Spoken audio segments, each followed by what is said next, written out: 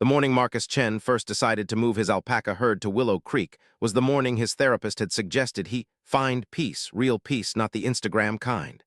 He was 42, burned out from 15 years in venture capital, and the alpacas had started as a joke, a weekend diversion on a borrowed ranch in Malibu. But they'd become something else, an anchor, a reason to wake up that didn't involve spreadsheets or the crushing weight of other people's expectations. He'd found the property online at 2 a.m., still riding the manic energy of his resignation letter. 5 acres in Willow Creek, Oregon, a town so small it didn't have a Starbucks. 2 miles from the main road. Perfect. It was the kind of place where people left you alone, or so he'd thought.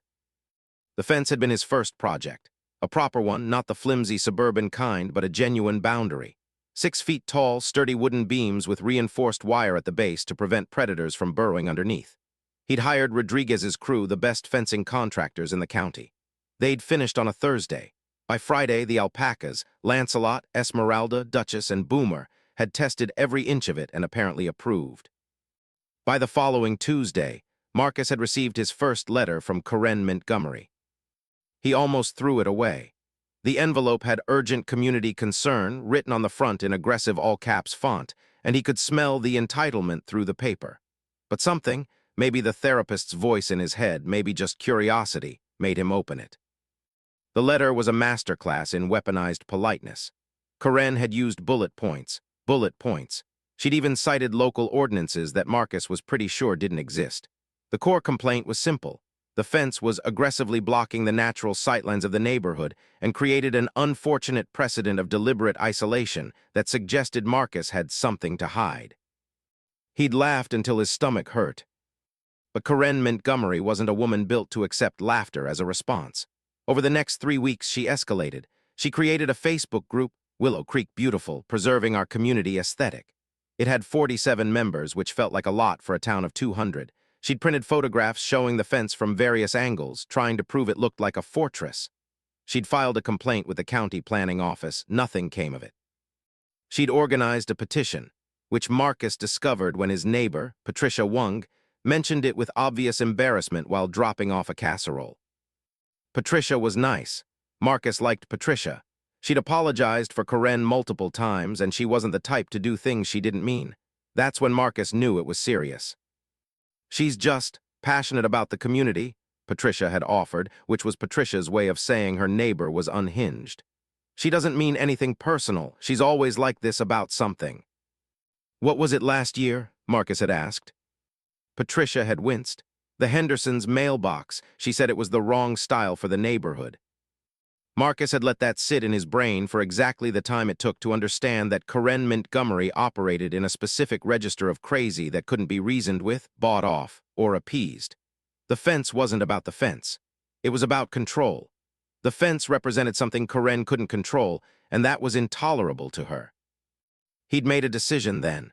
He was going to build a relationship with his alpacas and ignore Karen Montgomery with the focus of a monk. It had lasted 4 weeks. The knock came on a Tuesday morning in March. Marcus was out with the alpacas, running his hands over Lancelot's neck.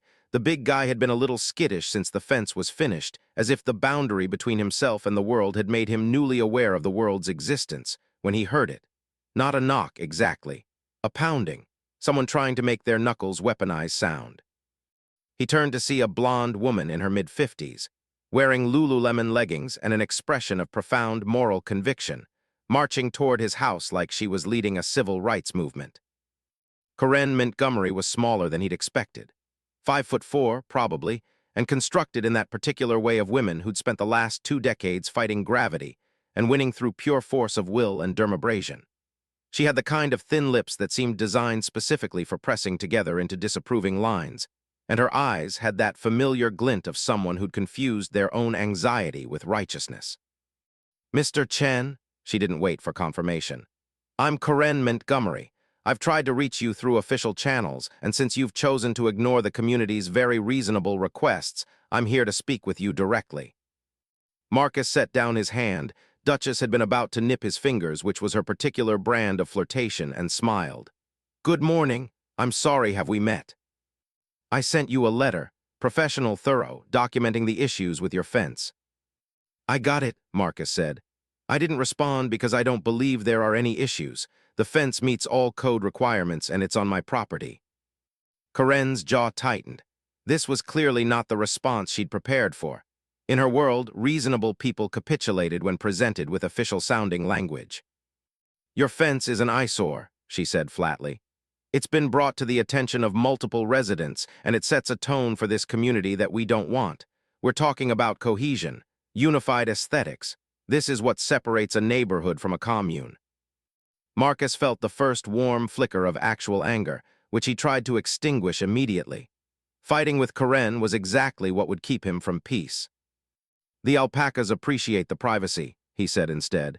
They're prey animals. The fence keeps them safe and calm. It's actually for their well-being. Your animals. Corinne's voice shifted into something sharper. Yes, about those. I've documented at least 12 instances of them approaching the fence line when residents pass by.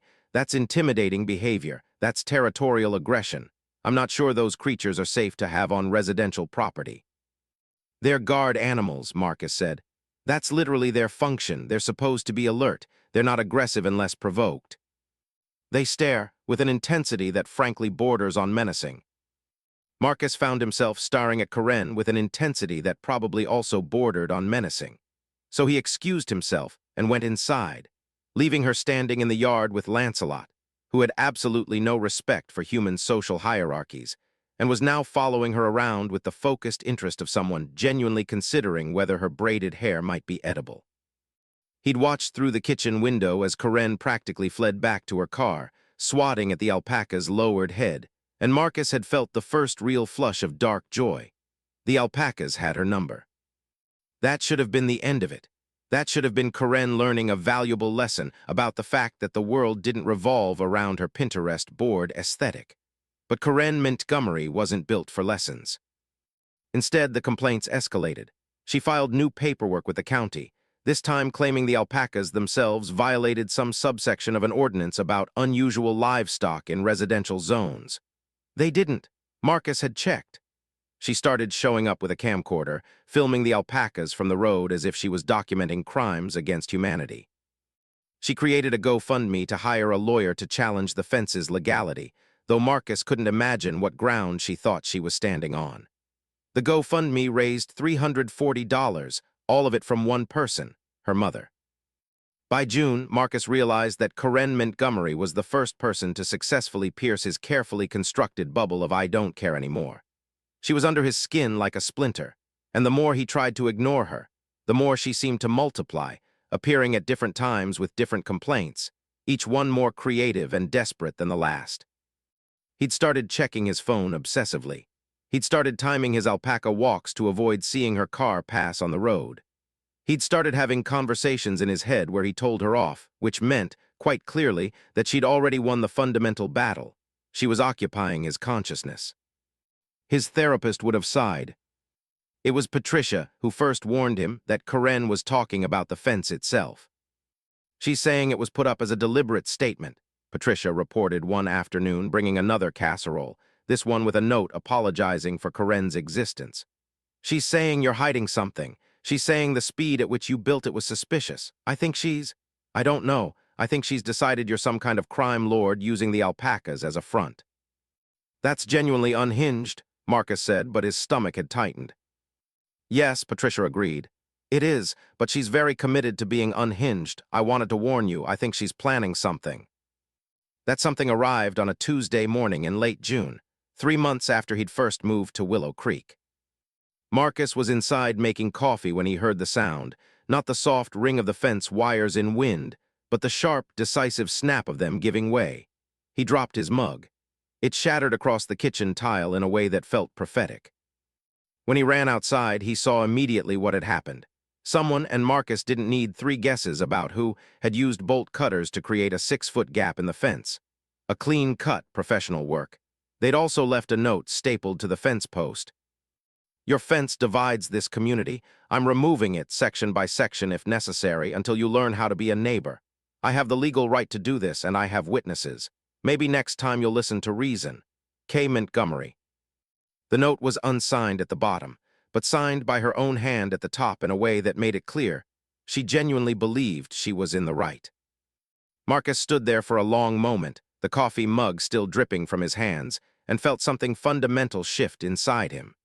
It was the moment when his carefully cultivated peace, the whole reason he'd come to Willow Creek, the whole reason he'd left the venture capital world behind, shattered as definitively as that mug. Because here was the thing about people like Corinne Montgomery. They didn't respect boundaries because they didn't respect other people as sovereign beings. They only understood force. Marcus looked at the gap in the fence, at the exposed vulnerability of his property, his animals, his sanctuary. Then he looked at the alpacas, who were already aware that something was wrong, their ears pricked, their collective attention locked on that breached section of the perimeter. Lancelot, in particular, was very, very still. "I know, buddy," Marcus said quietly. "I know." And then Marcus went inside and made a call to his fencing contractor. But he wasn't going to repair the fence the same way. Part 2, the new boundary. Rodriguez arrived the next morning with his crew, and Marcus laid out his vision with a clarity that surprised even himself. He'd spent most of the previous night researching, making calls, and consulting with veterinarians who specialized in guard alpacas. The fence would be reinforced, yes, stronger, higher, with better materials. But more importantly, the perimeter would be optimized for what Marcus's alpacas already were. Apex predators by proxy, animals that had been bred and selected for thousands of years to protect livestock against far more dangerous threats than confused suburban women. "You want to make it look more intimidating?" Rodriguez asked, studying the sketches Marcus had made at 3 a.m. "I want to make it functional," Marcus corrected, "for the alpacas." But they both knew that wasn't entirely true. The new fence design included staggered heights, with the main section at 7 feet and reinforced sections at critical points. It incorporated a reinforced gate mechanism that would make spontaneous vandalism significantly harder. And most importantly, it created better sight lines for the animals to perceive threats, which meant the alpacas would be more alert, more present at the boundary, more visible. It meant they'd be looking right at whoever came near. "Your neighbor is going to lose her mind," Rodriguez said, and he was smiling in a way that suggested he'd already chosen sides. "I'm done caring what my neighbor thinks," Marcus said, and it was almost true. The work took 5 days. By Saturday morning, the new fence stood proud and tall, an unmistakable statement. This boundary was not negotiable. The old fence had read as careful, considerate, something that was trying not to offend. The new fence read as permanent, final, a wall. Corinne's response came faster than expected. By Sunday afternoon, she'd filed a formal complaint with the county zoning office. By Monday, she'd created a new Facebook group, Stop the Alpaca Ranch Expansion, despite the fact that nothing had expanded. By Wednesday, she'd organized a neighborhood meeting and invited the county inspector. The inspector who arrived, a tired-looking man named Hendricks who'd probably seen every possible variation of suburban conflict, walked the property line with Marcus and pronounced everything legitimate. The fence met code. The alpacas were legal. The property was zoned correctly. There was nothing, he informed Corinne, who'd shown up at her own time to present the community's concerns, that he could do about it. Corinne had smiled at him with the particular sweetness of someone about to backstab, and informed him that the alpacas had been documented displaying territorial aggression patterns. "They're guard animals," Hendricks said, clearly having heard this already from Marcus. "That's their purpose." "Exactly, they're weapons. Armed guards on a residential property. Isn't that a liability issue?" Hendricks had looked at Marcus, really looked at him, and something in his expression shifted. It was the look of someone who just realized that this wasn't actually about code or safety. It was about one person's need to win. "They're alpacas, ma'am. They spit. That's their main line of defense. I'd be more worried about your mailbox than your personal safety." Corinne had left the inspection red-faced and muttering about lawyer fees and county incompetence. But she didn't stop. Over the next 3 weeks, Corinne evolved her strategy. She started documenting the alpaca's behavior, every time Lancelot approached the fence, every time Duchess pricked her ears, every time Boomer engaged in the normal territorial behavior of animals in their own space. She accumulated these observations into a thick file, complete with timestamps and photographs, which she mailed to the county, the local animal control, the state agricultural board, and most audaciously, the local news station. The news station, to their credit, did not pursue it. But the incident of attempting to weaponize the media against Marcus stayed with him. It was a different caliber of escalation. It suggested Karen was moving beyond complaint and into something more strategic. Marcus found himself consulting with lawyers. Defensive moves, nothing more, just understanding what his legal position would be if Karen decided to actually follow through on her increasingly aggressive threats. The lawyers he spoke to all said the same thing. She didn't have a case, but she could make his life expensive and complicated, which was sometimes enough. It was Patricia who finally told him the thing that changed everything. She showed up on a Thursday evening, after Karen had apparently called her again, to organize what she was calling an emergency neighborhood coalition to address the alpaca situation. Patricia looked tired, older than she had even a week before. "She's talking about the fence like it's a personal attack," Patricia said, sitting in Marcus's kitchen with a glass of wine he'd poured without asking. "Like you put it up specifically to hurt her. I've tried to tell her that's not. I've tried to explain that people don't generally make major property decisions based on someone they've never met. But she's convinced that the whole thing is aimed at her, that you're deliberately trying to intimidate her and the community." "Why is she so obsessed with this?" Marcus asked, though he thought he already knew the answer. "Because you didn't care about her complaint," Patricia said simply. "Because you didn't capitulate, because you did the opposite of what she wanted, and in her framework that's a direct refusal to acknowledge her authority in this community. She was the person everyone listened to. She ran the book club, organized the neighborhood watch, scheduled the street cleaning. And then you moved here and you didn't acknowledge her, you didn't ask permission. You didn't make yourself small enough for her to fit you into her world." The psychology was almost textbook. Marcus understood it, could see the mechanisms, but understanding didn't make it less exhausting. Because the thing about people like Karen was that they couldn't tolerate being ignored, and they couldn't be reasoned with, and they could only be stopped by one thing: outright victory. "I think," Patricia said carefully, "that she's going to try something dramatic." It happened on a Tuesday morning, which seemed to be Karen's favorite day for operations. Marcus was inside, working through his email. He'd started a small consulting business to keep himself occupied and purposeful, something his therapist had recommended, when he heard the sound again. The bolt cutters. But this time there was something else. A vehicle engine, the backing up beeping of a truck, and underneath it all, a kind of manic energy that made Marcus's stomach tighten. He ran outside to find Karen herself, which was shocking because he'd never actually seen her do anything in person. She always used mechanisms of complaint and procedure, physically cutting through the fence while her husband, Marcus, had never seen him before. The man looked deeply uncomfortable, operated a truck with a flatbed trailer. She was cutting out entire sections. Not just one gap, but methodically, deliberately, moving down the line like she was performing surgery. She wore thick work gloves and safety goggles, and her face had a flushed intensity that Marcus recognized immediately as the look of someone executing a plan they'd convinced themselves was righteous. "Karen," Marcus called out, moving toward her. "Stop, you're destroying property." She didn't look at him, just kept cutting. The bolt cutters were huge, professional grade, the kind that could go through heavy-gauge steel like butter. "This fence is a violation of the community standard," she said, her voice sharp and clear, the kind of voice someone used when they were being recorded. "I've documented it. I've reported it. You've refused to comply with reasonable requests for its removal. As a concerned citizen, I have every right to challenge unsafe structures on the boundary of my property." "It's not on your property," Marcus said, feeling anger rising in him like water. "It's on my property. You're committing destruction of property. There are laws against this." Karen finally turned to look at him. Her eyes were bright, almost feverish. "I'm documenting all of this," she said.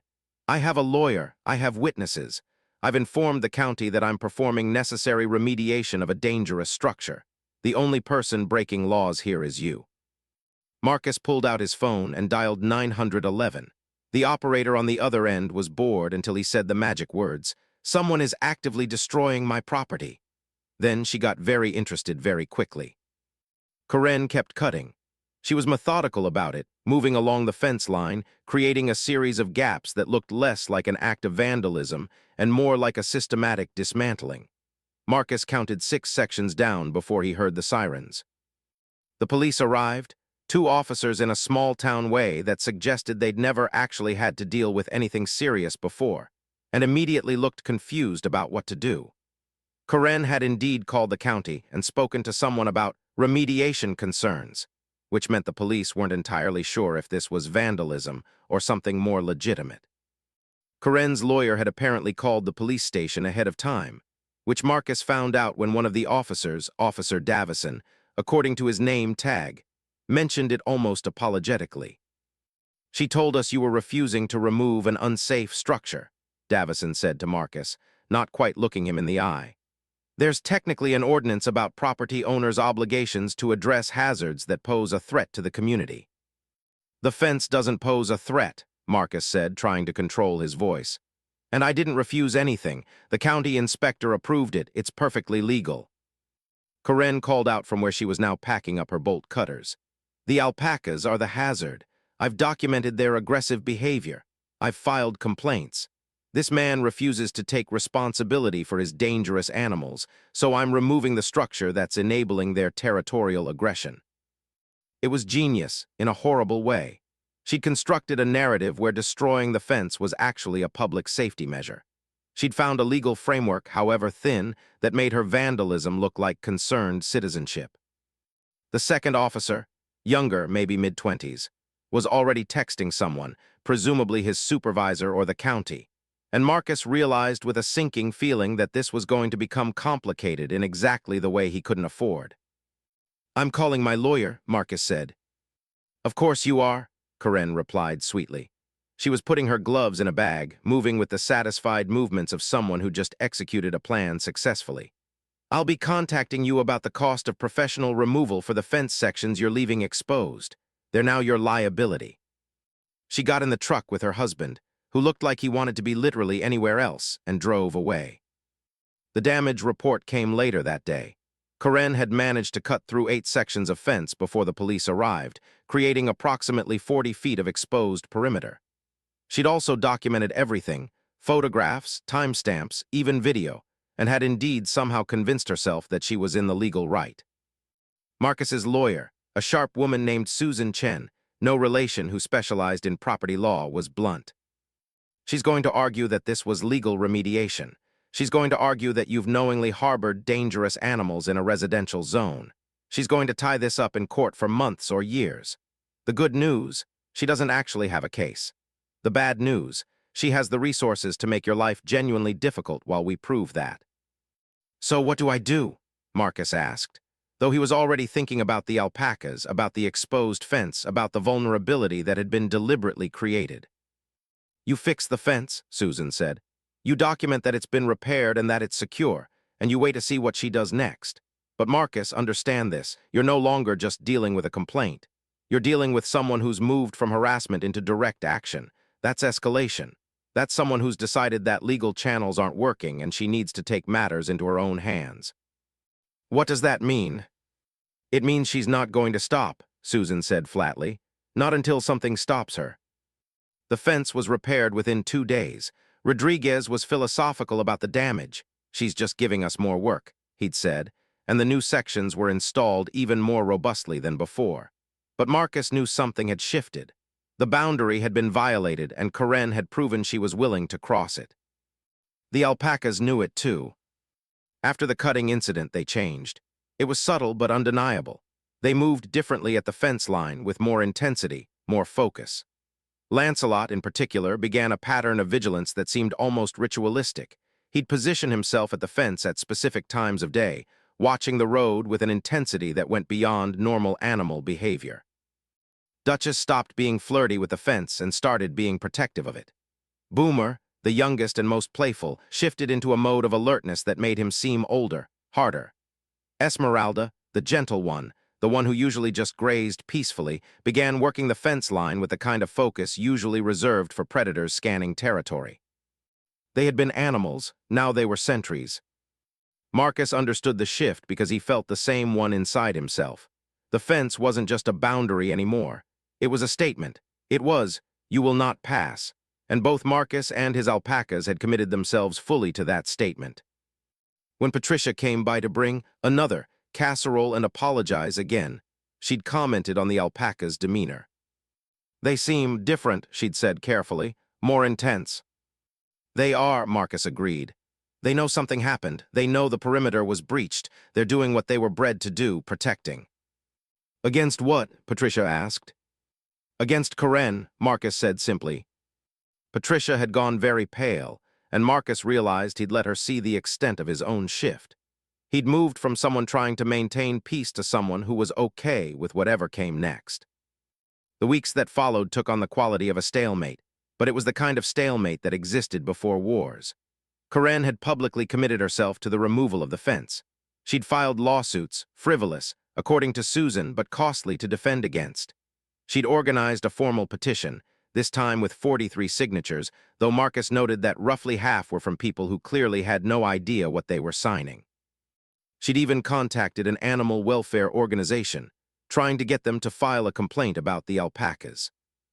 The animal welfare people had actually visited the property, spent an hour with the alpacas, and informed Marcus that they were in excellent health and well cared for. They'd also informed him that the organization had received complaints from Karen that they'd previously classified as serial harasser complaints, meaning Karen had developed a pattern of weaponizing animal welfare concerns against multiple property owners in the community over the years. It was Marcus's lawyer who suggested he start documenting Karen's behavior more formally. If this escalates, Susan had said, and I think we both know it will, you'll want a clear record that you've been the reasonable party and she's been the aggressor. So Marcus started a log.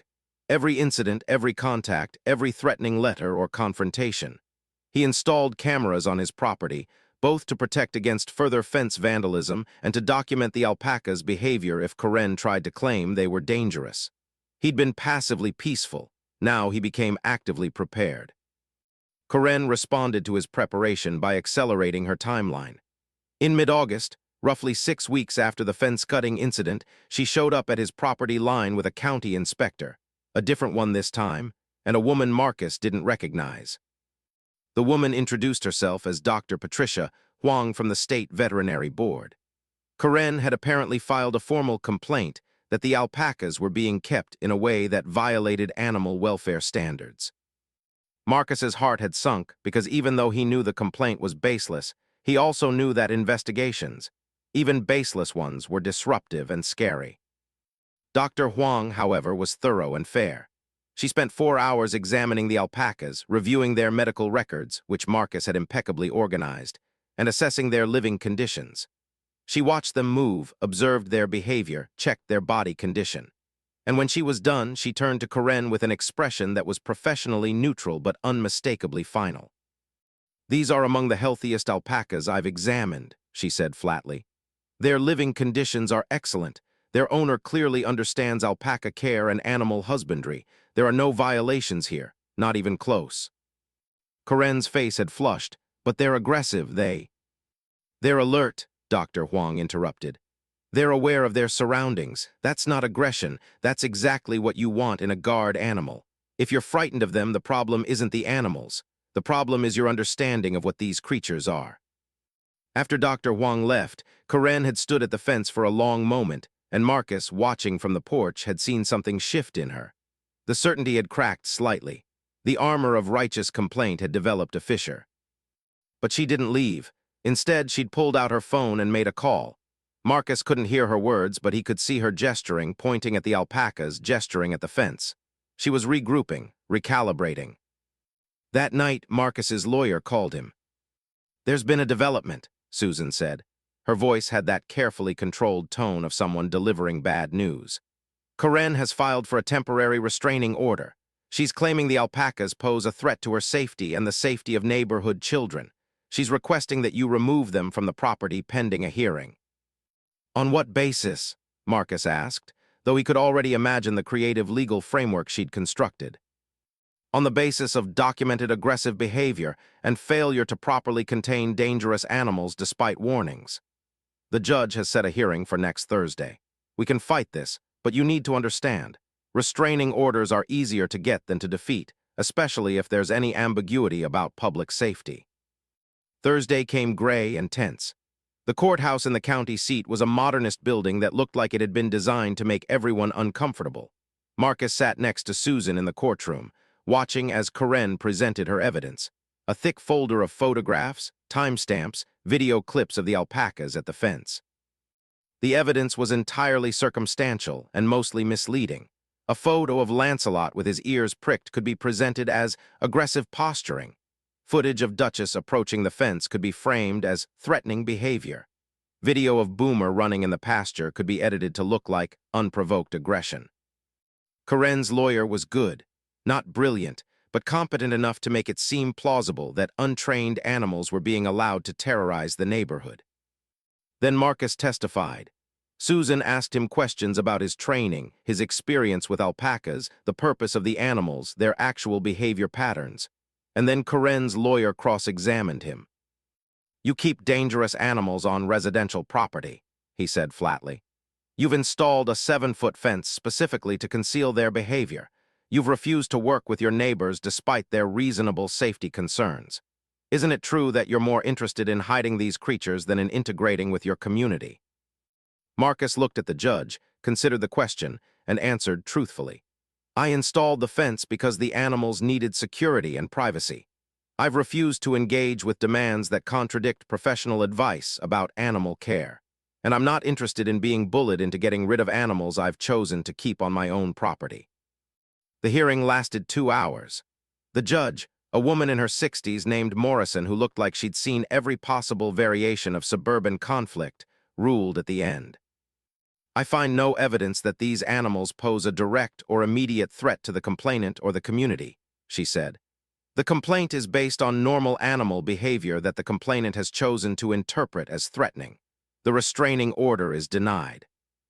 But there was something in her tone when she added, "However, I would urge both parties to attempt some form of conflict resolution.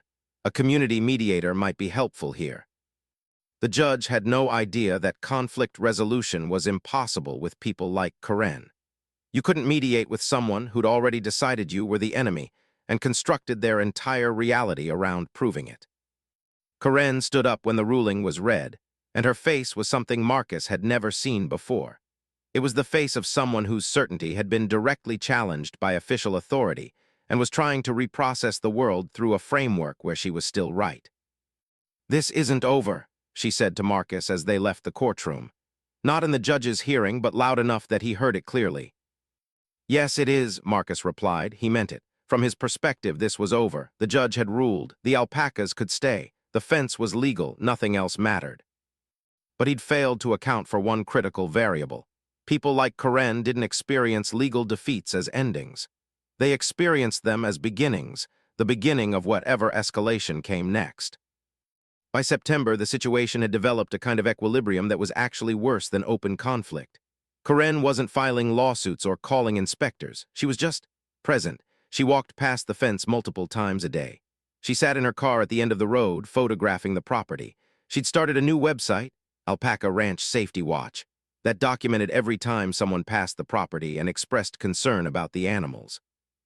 Marcus's therapist, whom he'd returned to, recognizing that he needed help to not descend into his own obsession, had called it obsessive harassment.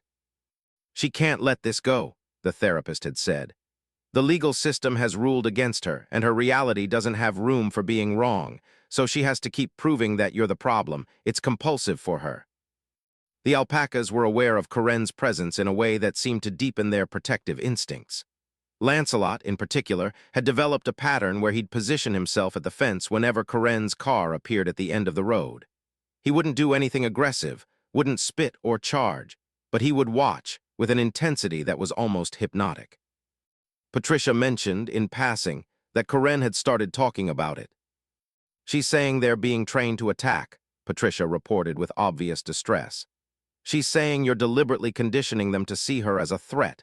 She's building a narrative where you're the aggressor and she's the victim. I don't know how to help anymore. She's past reason." It was the first week of October when Marcus found the gap in the fence. Not a large gap, not dramatic, but deliberate. It was at the back of the property, in a section that faced away from the road, in a place that suggested whoever had made it had been trying to avoid being seen. Marcus's first instinct was anger. His second was something worse, realization. She was going to try something more. He called Susan immediately, but before his lawyer could arrive, Marcus went out to examine the fence more closely. The cut wasn't new. It might have been there for a day or two, maybe longer, which meant it had been made deliberately at night in a way designed to be discovered only after Karen had accomplished whatever she was planning. The realization hit him with nauseating clarity. She was creating a scenario. And he understood in that moment what it would be. Karen would provoke the alpacas somehow.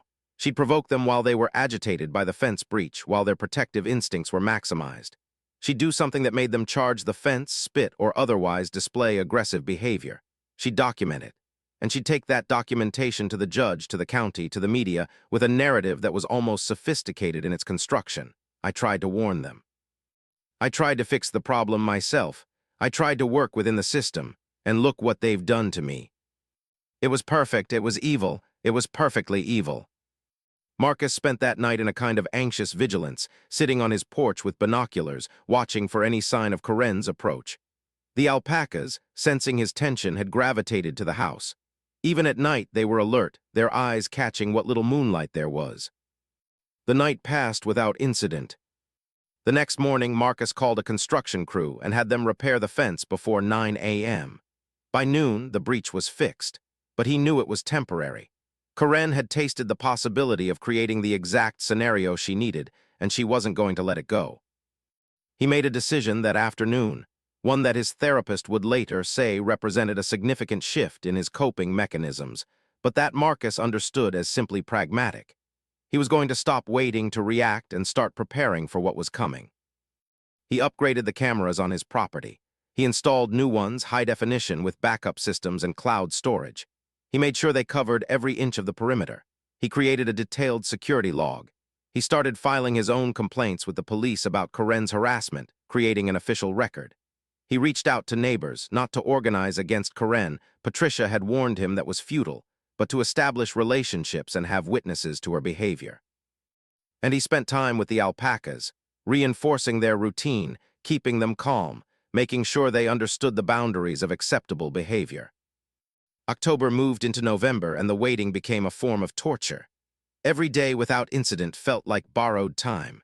Every night, Marcus would lie awake, wondering when and how Karen would make her move. Patricia brought him warning in mid-November, and her voice had shifted into something he'd never heard before: fear. "She's ordered something online," Patricia said. "I don't know exactly what, but she's been having packages delivered, and she's been talking about needing to provoke a documented response. I think she's planning something specific, something timed. You need to be ready." The next week was Halloween week. There were trick-or-treaters in the neighborhood, children in costumes walking up and down the streets. Karen would know that. Karen would count on the fact that the alpacas were more alert when there was unusual activity, that they'd be more likely to seem threatening to children, that the scenario she created would be loaded with maximum emotional impact. On the night of October 31st, Marcus stayed up. He was on his porch at midnight, exhausted and wired on coffee, when he saw her. Karen's car pulling slowly down the road, parking just past the property line.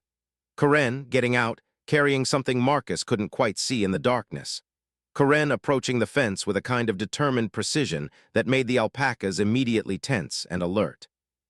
Marcus moved fast, hitting record on his phone as he approached, but not so fast that he'd seem like the aggressor. He needed to see what she was doing. He needed documentation.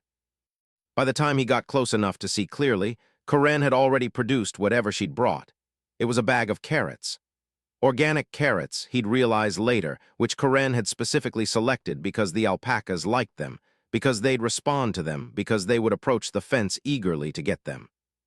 She was calling to them softly, "Here, bobbies, here, sweeties." The alpacas, who by this point were thoroughly conditioned to be suspicious of Karen, approached cautiously. But they were still animals. Food was food. They moved toward her, toward the fence, toward the boundary between her space and theirs. Karen pulled out her phone and started recording. And that's when she did it. From the bag, she pulled something that looked like a syringe or some kind of stick object, Marcus couldn't quite see, and jabbed it toward Lancelot's face through the fence.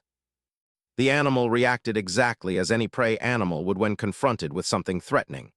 He reared back, squealed, and made a movement toward the fence that could easily be interpreted as aggressive. "Help!" Karen screamed, loud enough to echo down the block. "He's attacking! The alpaca is attacking me!" But Marcus had it all on video. He had the jab.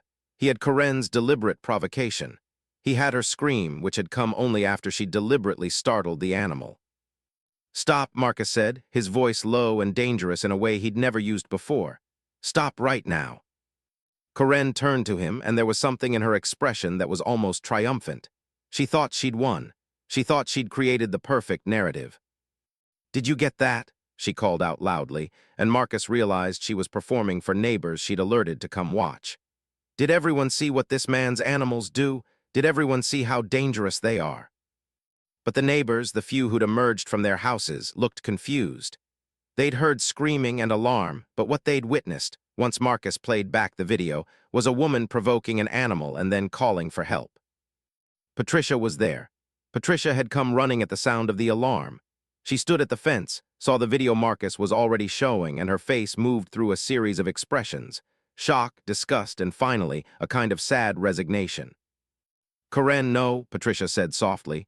"Corinne, you can't do this." "I'm documenting dangerous animal behavior," Corinne said, but her voice had lost its certainty. "No," Patricia said. "You're documented harassing and provoking animals. You're documented trying to create a scenario. There are witnesses now, real ones." Corinne's face went pale. The narrative she'd constructed, the scenario she'd orchestrated with such care, had failed. Because she'd underestimated one critical factor. She'd underestimated how obvious her own actions would be when examined in real time. She got back to her car without another word, and Marcus watched her drive away, knowing that something had fundamentally shifted. She'd made her move, and it hadn't worked. And now she was stuck with the reality that her attempt to destroy his life had been captured, documented, and witnessed. The following Monday, Marcus's lawyer filed a formal harassment complaint against Corinne Montgomery with the county sheriff's office. The evidence was overwhelming. Months of documented contact, the fence cutting, the vandalism, the court hearing, the photographed instances of trespassing, and most critically, the video of her deliberately provoking an animal while recording herself screaming. The sheriff's department took it seriously. An officer came to Marcus's house, reviewed the video, and informed him that they would be charging Corinne with animal cruelty, harassment, and trespassing. The news hit Willow Creek like a stone dropped in still water. Patricia later reported that Corinne's Facebook group had basically imploded once people started seeing the actual video evidence rather than Corinne's narration of events. The petition disappeared. The GoFundMe for the lawyer was refunded. People quietly began distancing themselves from someone they'd previously followed because she'd seemed confident and certain. But the community response, while satisfying, wasn't the point. The point was what happened next. Corinne, faced with actual legal consequences and the complete collapse of her social narrative, did what people like her often do. She escalated one final time, but differently. Instead of continuing to target Marcus or the Alpacas, she targeted herself. The story hit the local news in mid-November. Corinne Montgomery had attempted suicide, an overdose that was discovered by her husband when he came home from work. She'd left a note, which she read to a police detective, that described her as a victim of an unsafe community that had refused to listen to her warnings. Marcus found out from Patricia, who appeared at his door with the same expression she'd worn when reporting each previous development, a mixture of sorrow and exhaustion. "She's in the hospital," Patricia said flatly. "Her husband says it was serious, that she might not." Patricia couldn't finish the sentence. Marcus felt something complicated bloom in his chest, not satisfaction, because how could he be satisfied that someone had nearly killed themselves? But not guilt either, because he'd done nothing wrong. He'd simply existed and built a fence and refused to be bullied. "Is she conscious?" he asked. "In and out, according to her husband. He's been saying a lot of things. He's saying the community failed her. He's saying people were cruel. He's saying it was all a misunderstanding that got out of hand." "Is he blaming me?" Patricia was quiet for a moment. "He's blaming everyone, including himself. I think he's in shock." Corinne spent 2 weeks in the psychiatric hospital. During that time, the harassment case against her was suspended, pending her recovery and mental health evaluation. The district attorney's office had essentially decided that prosecuting someone who'd attempted suicide wasn't a good look, even if that someone had engaged in clear harassment and cruelty. She was released on November 28th to her husband's care, with a recommendation for intensive therapy. And then, in the first week of December, she came to see Marcus. She showed up on foot, which was strange. No car, no performance for neighbors, just Corinne walking up the driveway to Marcus's house with her husband a few steps behind her. She looked smaller than Marcus remembered, diminished, like the attempt on her own life had extracted a physical toll that had nothing to do with the actual medical recovery. Marcus almost didn't open the door, but something in the way she was standing, not with the rigid certainty of someone on a righteous mission, but with the fragile vulnerability of someone who'd been broken by their own obsession, made him do it. "I came to apologize," Corinne said without preamble. Her voice was hoarse, like it hurt to use. Marcus didn't respond immediately. He looked past her to her husband, who had the expression of someone who'd been forced into this moment and didn't quite believe in it. "I was wrong," Corinne continued. She was still holding it together, but barely. There was a tremor in her voice that suggested she'd used up the last of her psychological resources just to get the words out. "About the fence, about the alpacas, about you, I was trying to prove something, to myself, I think, that I mattered, that my opinions mattered, that people had to listen to me." Marcus said nothing. He waited. "When you didn't listen," Corinne went on, "when you just did what you wanted and didn't ask my permission and didn't try to convince me I was wrong, I couldn't handle it. I couldn't accept that I wasn't important enough to matter to you. And so I made it my mission to prove that I was right. I made it my mission to destroy your fence and discredit your animals and basically make you pay for not acknowledging my authority." She stopped talking. She was breathing heavily, like she'd just run a mile. "I tried to hurt myself," she said, "because I couldn't hurt you anymore. And I realized in the hospital that the person I was actually hurting was me. That I'd constructed this entire reality where you were the villain and I was the victim, and I was willing to do literally anything, to prove that narrative true, even hurt myself, even try to end myself." Her husband put a hand on her shoulder, and she flinched slightly at the touch. "I don't expect you to forgive me," Corinne said. "I don't expect anything from you. I wanted to tell you that it was me. It was all me. It had nothing to do with the fence or the animals. It had to do with my own broken need to be right and to matter." Marcus looked at this woman who'd consumed months of his life, who'd tried to destroy his sanctuary, who'd cost him thousands of dollars in legal fees, who'd shown him the worst possibilities of human obsession. And he felt nothing. Or rather, he felt something like compassion, but it was distant, like looking at a creature in a nature documentary that he could observe and understand without being emotionally connected to. "Thank you for telling me," he said. It was the most honest thing he could offer. Corinne nodded, and then she turned and walked back to the car with her husband, and Marcus watched them drive away. Patricia came by the next day, and Marcus told her what had happened. Patricia looked relieved in a way that suggested she'd been carrying worry about this final interaction. "Do you think she meant it?" Patricia asked. "I think," Marcus said carefully, "that she meant it in the moment. Whether that meaning lasts is something she'll have to figure out. But it's not my job to monitor that or believe in her recovery or make sure she stays sane. My job is to take care of my property and my animals and myself." Patricia nodded like she understood, and they sat together in comfortable silence, watching the alpacas graze in the pasture beyond the fence. By January, life had settled into a new normal. Corinne wasn't in the neighborhood anymore. She and her husband had moved to the city, seeking a fresh start. The fence had been repaired and reinforced one final time, and Marcus had decided it would stay as it was, tall, visible, unmistakable. A statement, a boundary, the point beyond which obsession could not reach. The alpacas, too, had settled. They'd remain alert, that was their nature, but they'd lost the specific tension they'd carried during Corinne's campaign. They grazed peacefully. They accepted visitors from Patricia and other neighbors who'd come to understand them as gentle, intelligent creatures rather than threats. And Marcus had come to understand something about himself. He'd wanted peace, and he'd found it, but not in the way he'd expected. The peace hadn't come from isolation or from refusing to engage with conflict. It had come from setting a boundary and defending it completely. It had come from understanding that some people couldn't be reasoned with, and that was okay. It had come from choosing himself and his sanctuary over the demands of someone whose demands were bottomless. On a cold morning in February, Marcus stood at the fence with a cup of coffee, watching Lancelot graze, and he realized he was happy. Not in the desperate, Instagram-worthy way he'd imagined before. but in the quiet, grounded way of someone who'd survived something difficult and come out the other side still standing. The fence cast a long shadow in the early morning light. Behind it, the alpacas moved through their day with absolute certainty of their place in the world.